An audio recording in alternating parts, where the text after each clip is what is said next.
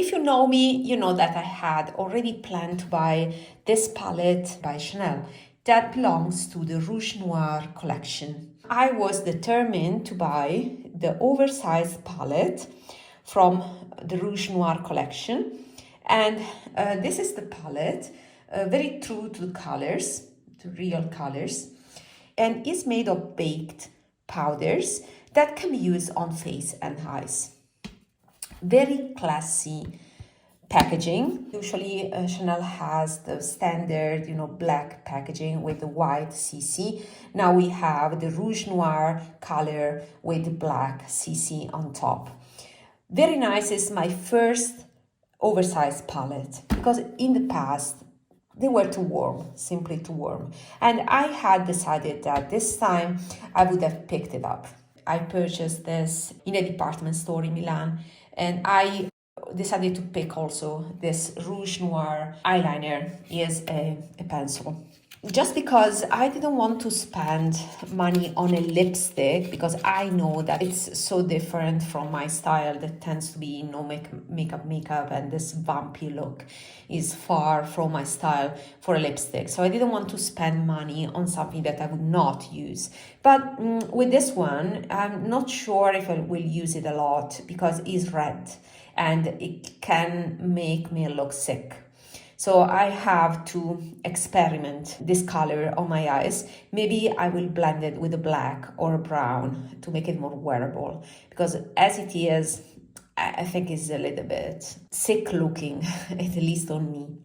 But the advantage of this is that it is exactly the same color, that Rouge Noir color of the nail polish and of the lipstick. I swatched lipstick with this side by side and they are the same color. So I figured out that I could use this also as a lipstick, like as a lip pencil, and colored a bit the lips. So that's why to me this product, even if it is meant to be used on eyes, to me is versatile to be used on both lips and eyes, is the most efficient way of spending my money. This is the reason behind the choice of this Stylo. I will swatch everything for you and talk about my first impressions. I worn all the powders, so I have clear opinion about them.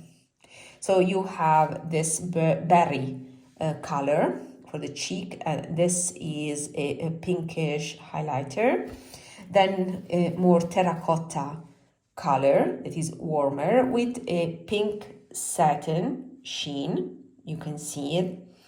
And finally, this color that is a mauve. Why did I choose to pick this palette? Because I decided already before the holidays to skip the hourglass palettes with berry, because I knew that this would have been released later on.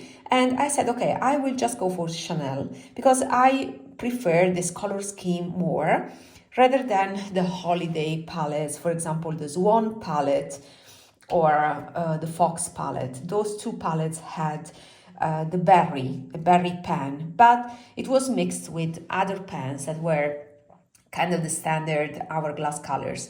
This quad by Chanel looked to me more unique, and I said, okay, I will spend my money on this one. Swatched with this intensity on my fingers, you can see that swatches are different enough, and I thought that this would have been my perfect cheek color.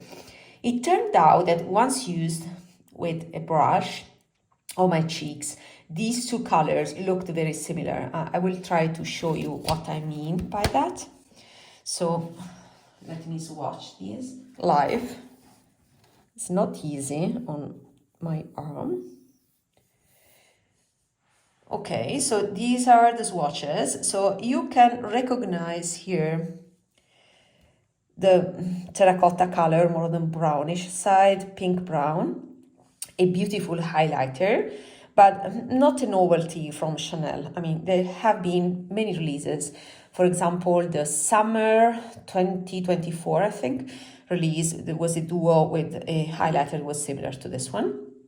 But you can see that these two colors, so the berry and mauve, once blended out, are quite similar. So the point is, to me, this palette looks like a quad, but is a trio. So this is the disadvantage. These two colors, once blended on my cheeks, and you can see the blended version of this more intense berry, are quite similar. So I tried with the two colors on two different cheeks and they look the same.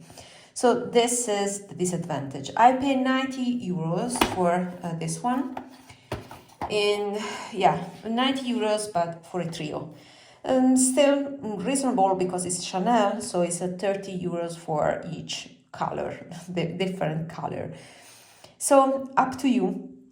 To me, the two innovative, let's say, colors are this pinkish brown and this color that is practically almost the same, this berry. In terms of texture, this is the, let's say, Chanel version of the Hourglass. What I noticed is that, I said before that this is my first oversized palette. I find it fantastic, but more pressed, more firmly pressed compared to Hourglass. So to use this, I prefer to use denser brushes rather than more airy brushes like I do with Hourglass. So Hourglass, in my opinion, is more powdery to the touch, and this is more tightly pressed. But other than that, it is very similar. So the closest thing I can compare this palette, these powders with in terms of texture are the Hourglass powders that are my favorites. So this palette has all the premises to be one of the best palettes. The disadvantage, as I said, is that to me this is a trio. I still have to experiment more with the colors, to try them on the eyes. I already tried them, but I just want to form a better opinion. So I will give you an update. Take this as a first impressions. So this is the palette. Instead, the Stylo Yeux waterproof was 32 euros. And yeah, it is the usual retractable with the built-in, sharpener and the beautiful color that I will swatch live here, maybe here, is the exact Rouge Noir, the iconic Rouge Noir, the blend of red and black. So is a black and red. And yeah, it is practically pendant with the cover. This is the Rouge Noir color. I've seen, saturated images where it looks lighter, maybe it's direct sunlight, but this is quite true to the color. Rouge Noir is a dark color.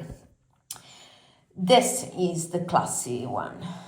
And I hoped, to be honest, to have something similar in one of the pens, more similar to this color in these pens that are meant for the face. So from this oversized palette, I wanted a pen that was close in color to this true Rouge Noir color, instead of having these redundancies in the two pens. So I hope you can see all the colors here. So what I think is missing in the oversized palette is the presence of the true Rouge Noir color that could have been used for the eyes, for example. But yeah, they decided to go lighter for the quad, the oversized palette. And yeah, to me, it's a missed opportunity because of the redundancy of the two berry shades. Anyway, I'm happy about my choice. I definitely want to experiment more and play a bit with that Rouge Noir liner. And what I would like to do in the future is going beyond and trying to find this exact Rouge Noir color in my collection to identify dupes. Now that I have this liner, if I can match it exactly, with my usual picky attitude, a good Rouge Noir eyeshadow, since the oversized palette by Chanel does not contain that color. So more to come, updates to come. Let me know if you're gonna buy this collection, which pieces are you eyeing, and see you in my next video. Bye.